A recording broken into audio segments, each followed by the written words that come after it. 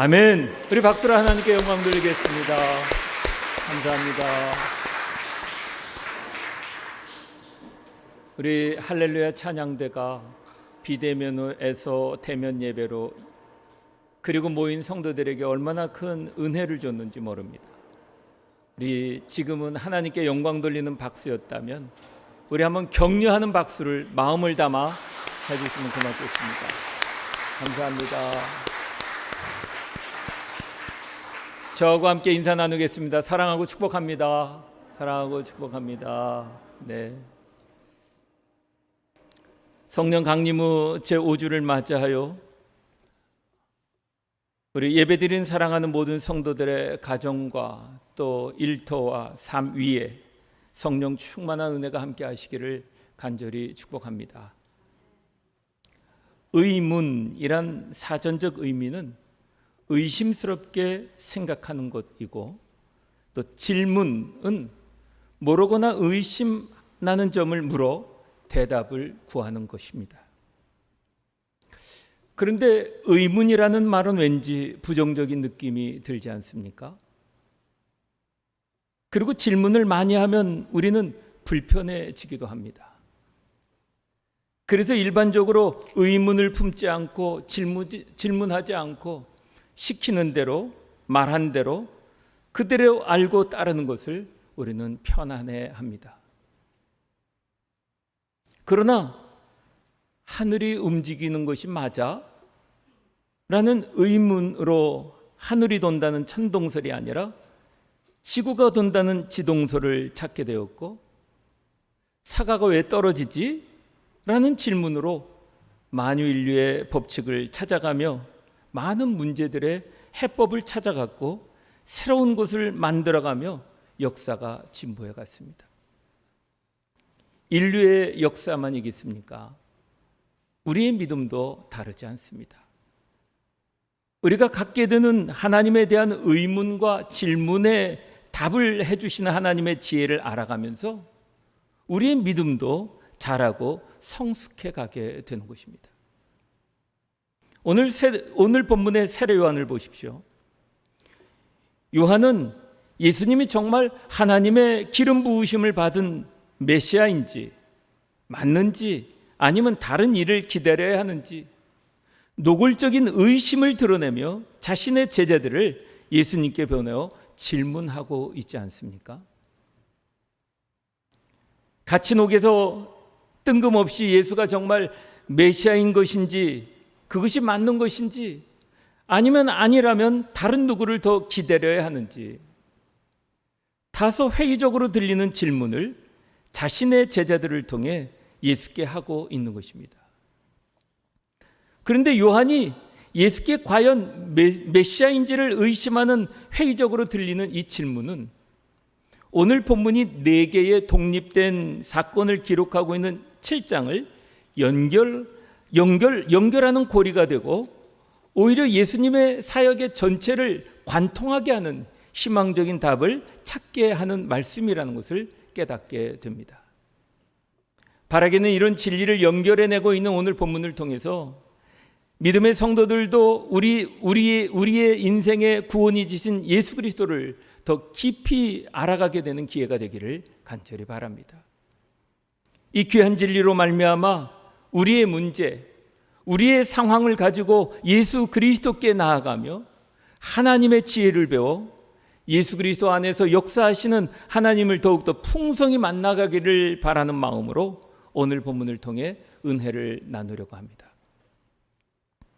먼저 옥에 갇힌 요한이 질문을 하게 하는 이유를 알려주는 말씀을 보십시오.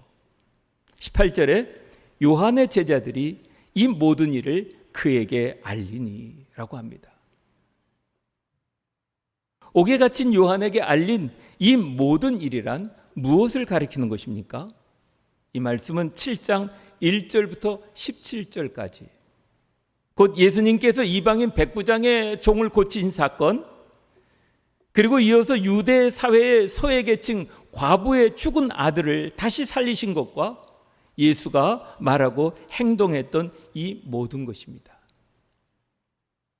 이 모든 것을 들은 요한이 예수가 오실 메시아인지를 묻는 질문은 사실 참 당황스러운 질문입니다. 왜냐하면 요한은 마태복음 3장 13절부터 17절에서 예수께서 세례를 받으러 나오실 때 이미 성령을 통하여 메시아이심을 깨달았습니다. 뿐만 아니라 심지어는 자신의 제자들이 예수께 나오는 것을 보시고는 제재하기는커녕 그는 흥하여야 하겠고 나는 쇠하리라 라고 말하며 오히려 예수께로 적극적으로 인도하는 것을 요한복음 3장 30절에서 밝히고 있기 때문입니다. 이랬던 요한이 이런 회의적인 질문을 하는 것에 대한 그 이면의 의미에 대하여 본문은 직접 밝히는 바는 없습니다. 그러나 옥에 갇혀 있는 처지의 요한은 예수의 권능과 명성을 시기하는 자기 제자들에게 예수님의 말씀을 직접 듣게 하여 그들의 믿음을 더욱 굳게 하기 위하여 보냈을 것이라는 추측도 해볼 수 있습니다. 또 유대의 사람들이 기대하며 기다렸던 메시아가 로마의 압제를 물리치고 헤롯과 같은 악한 세력을 제거하며 이스라엘의 평화와 기쁨을 가져다 줄 메시아를 기다렸다는 것을 미뤄볼 때 과연 예수가 기다리던 메시아인가라는 의문을 갖기도 하였을 것이라고 추측도 해보게 되는 것입니다. 그런데 이후야 어쨌든 요한의 제자들은 이 질문을 가지고 예수님께 나온 것입니다. 이런 질문을 갖고 나오는 요한의 제자들이 21절에 보면 마침 그때에 예수께서 질병과 고통 및 악귀 들린 자들을 많이 고치시며 많은 맹인들을 보게 하신지라 라고 합니다. 그런데 예수님은 당신이 오실 메시아이십니까? 라는 요한의 제자들의 질문에 그들에게 직접 본 사실을 알려줍니다. 28절에 맹인이 보며 또 못 걷는 사람이 걸으며 나병한 자가 깨끗함을 받으며 귀먹은 사람들이 들으며 죽은 자가 살아나며 가난한 자에게 복음이 전파된다라고 하는 6가지의 메시아를 증거하는 표적인 구약의 예언인 이사야 35장 5절 6절 그리고 61장 1절 이하의 말씀을 인용하여 요한에게 전하라고 말씀을 하신 것입니다. 예수님은 직접 답을 하지 않으시고 그때 예수님의 치유 사건을 목도한 그 증인이 된 요한의 제자들에게 구약의 메시아의 증거인 그들이 직접 본 치유의 사건에 대하여 요한에게 전하라고 말하고 있는 것입니다. 오늘 세례 요한의 의문으로 가득한 질문을 보면서 우리도 구원이신 주님을 믿고 신앙생활을 하면서 나를 사랑하시고 내 형편을 다 아신다고 믿고 구하는데 때로 주님으로부터 절박하고 간절한 소원을 들어주시지 않으시는 것을 경험했을 것입니다. 또 하나님만 의지하고 살아가는 믿음의 사람인데 고난을 당하고 오히려 악인이 득세하고 잘되고 이해할 수 없는 상황을 맞이할 때 우리는 하나님의 뜻을 알 수 없어 하나님 왜 나에게 왜 어떻게 이런 일이 일어날 수 있습니까? 라고 항변하듯이 하나님에 대한 우리의 의문과 질문을 생각해 보게 됩니다. 이런 의문과 질문은 우리가 아는 대로는 이해가 되지 않기 때문입니다. 그리고 이해되지 않아 우리는 종종 믿음의 실족을 하곤 합니다. 그래서 예수님은 23절에 누구든지 나로 말미암아 실족하지 않는 자가 복이 있다라고 선언하면서 하나님의 나라는 인간의 바람대로만 이루어지는 것이 아님을 말씀하고 있는 것입니다. 실족이란 원어로 스킨달리조라고 말하는데요. 걸어 넘어뜨리다, 함정에 빠뜨리다라는 뜻입니다. 이 말은 미끼를 놓은 덫에 걸려 함정에 빠져 결국 죽게 만드는 것을 가리키는 것입니다. 따라서 이는 사단이 쳐놓은 덫에 걸려 넘어져 영원히 사망에 이르고 마는 결과를 나타내는 것입니다. 그렇다면 함정은 무엇입니까?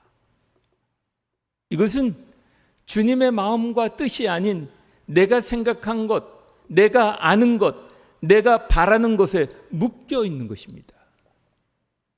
그렇습니다. 세례 요한도 자기 생명을 바쳐 메시아의 길을 준비했는데 정작 그분이 자기 기대와 다른 모습을 보여 불안했을 수도 있습니다. 회개의 세례를 선포하였던 세례 요한은 예수님에게 심판을 기대하고 있었습니다.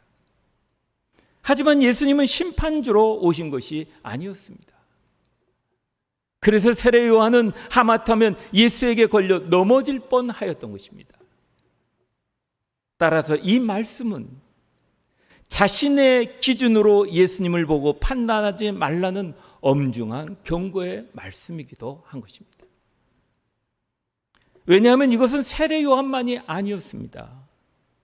그렇다면 실족하는 사람은 또 어떤 사람이었을까요? 그 자신의 고정된 메시아관을 가지고 예수를 평가하였던 당시에 유대계의 바리새인들과 지도자들을 가리키는 것입니다. 왜냐하면 유대인들에게 메시아관은 정치적으로 군사적으로 막강한 힘을 가진 자였습니다. 그런데 예수님은 가난한 자, 소외된 자, 병든 자의 치유자로 세리와 창기들, 죄인들의 친구로 죄를 사하시며 영혼을 섬기는 섬김의 종으로 오셨던 것이기에 그들은 예수가 그리스도이신 줄을 알아볼 수 없었고 실족해 넘어졌던 것입니다.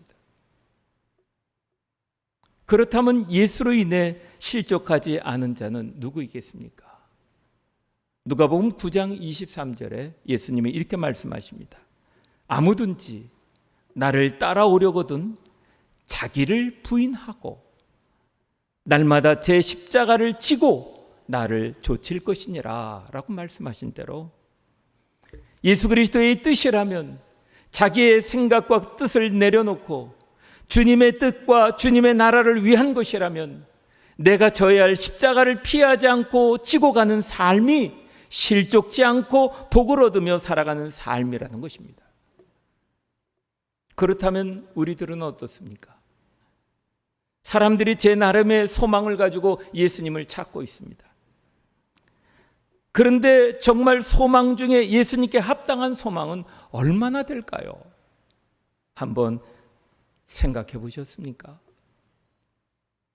자기가 바라는 것이 이루어지지 않아 예수님을 등지고 교회를 떠나고 자기 방식, 자기 뜻을 따라 신앙의 배회를 하는 사람들이 우리 주변에 얼마나 많이 있습니까? 따라서 나로 말미암아 실족지 않는 자는 복이 있다는 말씀은 내 중심에서 예수를 바라보는지 아니면 예수 중심에서 내 자신을 바라보고 있는지 성찰해 보라는 말씀인 것입니다. 그런데 예수님은 이런 질문을 가지고 예수님을 찾아온 세례 요한의 제자들이 떠나자 오히려 세례 요한을 선지자보다 위대한 인물이라고 찬사를 보내시는 것을 보십시오. 왜냐하면 당시 요한이 헤롯의 감옥에 갇힌 사실과 또 그가 자기 제자들을 통해 예수님께 이런 질문을 해왔다는 사실 자체는 세례 요한을 위대한 선지자로 받아들였던 당시의 무리들에게 그의 권위에 의구심을 갖게 할 만했던 것입니다.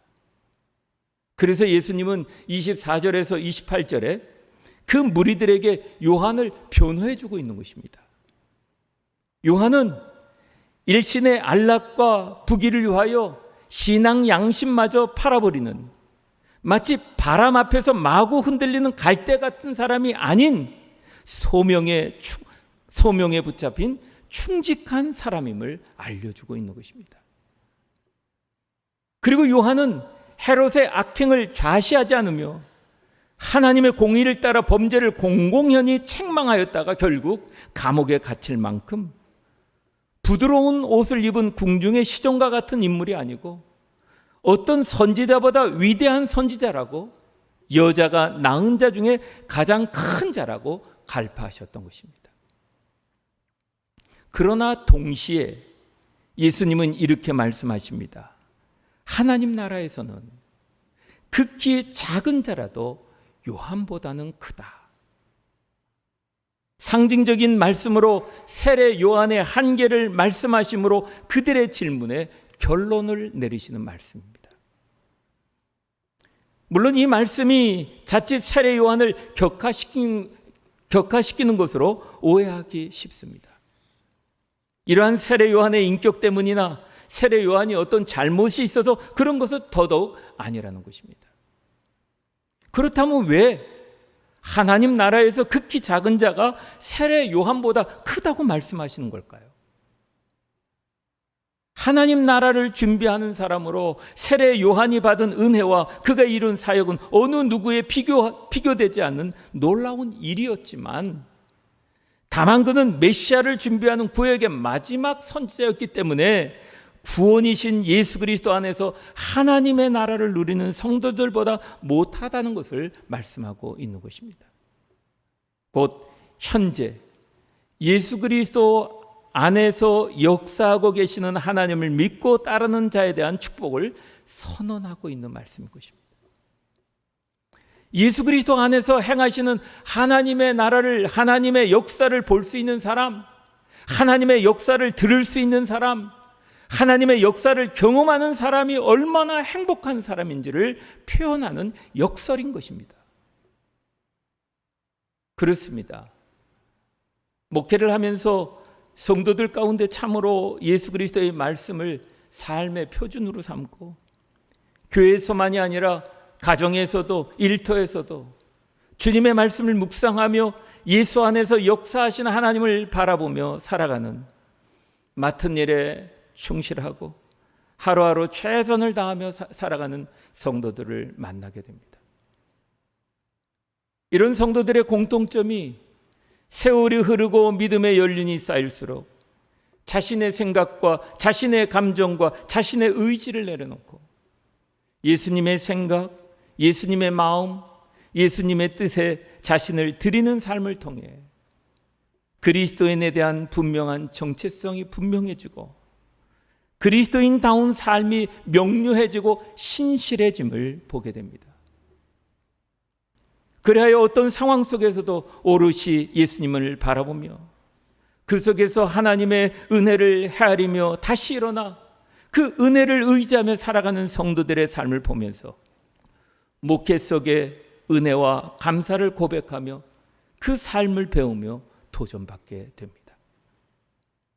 사랑하는 성도 여러분, 그리스도 예수의 은혜를 입은 성도인 우리는 우리 안에 계시는 성령님을 의지하여 하루하루 하나님의 뜻을 올바르게 분별하며 말씀에 순종하는 복된 삶을 지어가게 되기를 축복합니다. 그리고 예수님은 세례 요한에 대한 평가를 가볍게 여기지 않도록 하시고는 다시 완악한 세대를 장터의 아이들의 비유를 들어 책망하고 계십니다. 왜냐하면 당시 유대교 종교 지도자들은 이스라엘의 성직자라는 자기들의 신분을 지나치게 높게 생각하였고 그 결과 메시아이신 예수와 그에 관한 메시지를 전적으로 배격하였습니다. 그래서 메시아의 길을 준비하며 회개하라고 외친 세례 요한에 대해서는 금욕적이라고 비난했었고, 또 천국의 기쁜 소식을 전한 이 그리스도 예수에 대해서는 창기들과 죄인들과 먹고 마시는 탐욕자라고 비난했던 것입니다. 곧 그들에게 중요한 것은 진리도 하나님의 나라의 역사와 권능도 아니었습니다. 그들에게는 나라가 어떻게 되든 공동체가 어떻게 되든 국민이 어떻게 되든 그것이 중요한 것이 아니기에 자리 다툼을 하는 우리의 정치인들처럼 오직 기득권과 사회적 명성만 찾으러 하였던 것입니다. 그래서 예수님은 이들을 온당한 이유 없이 제멋대로 행하며 고집을 부리는 장터의 아이들과 같다고 책망하고 있는 것입니다. 이처럼 하나님의 말씀과 성령의 인도를 자기 상황과 감정을 가지고 해석한다면 가장 존귀한 예수님을 눈앞에 두고도 알아보지 못할 수 있는 것입니다. 이것이 자기 중심성의 무서운 죄의 속성인 것입니다. 예수님은 오늘 메시아이심에 대한 의문으로 제자들을 보낸 세례 요한을 통해 예수님은 메시아이신 예수님을 알아보지 못한 당시 종교 지도자들의 모습까지 드러내면서 말씀하신 것입니다.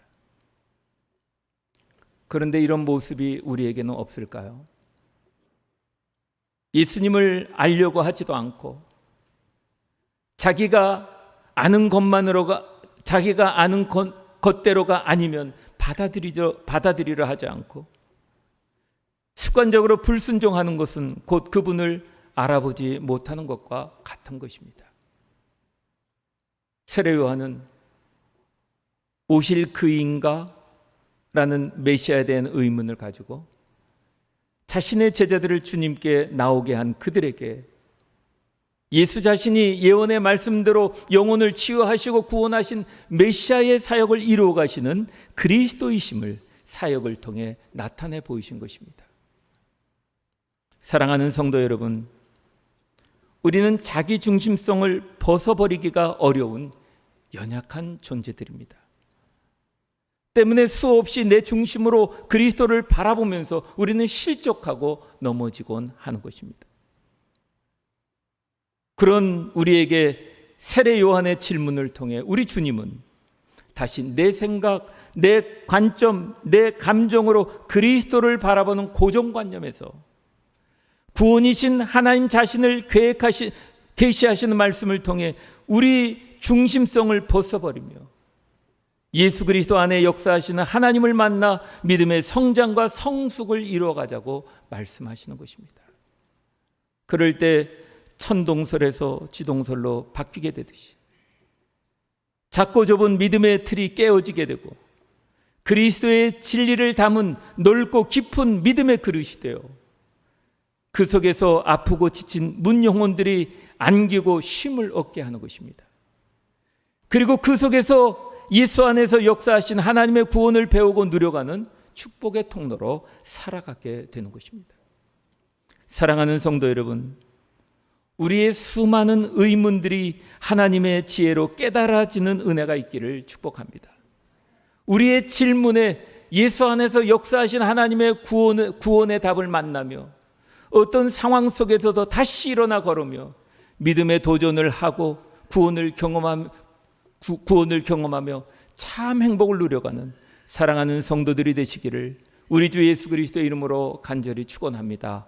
아멘. 기도하시겠습니다.